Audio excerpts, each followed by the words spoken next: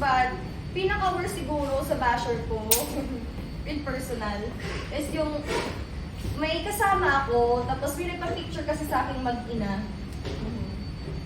Ginaya ko kay ate, ano, sige, buhayin mo yung mag-ina mo, charas. Kaya ano yan, sa Ate Juliana. Ayan. So, may nagpa-picture sa akin na, you know, a mom and a kid, and then, may biglang isang tao na nagsabi, kasi may kasama siyang TikToker or something. I don't know the person, kasi hindi naman ako masyadong TikTok. And, wala, ba't ka dyan nagpapapicture? May masikat dito. Ganito lang naman yung followers niya sa, sa TikTok. So, I was like, that was so weird to, you know, to just blurt out. And I was like, okay, I'm gonna go out. So, kasi I don't wanna have drama. I hate drama, so I'm not a drama queen. So I went out, and yeah,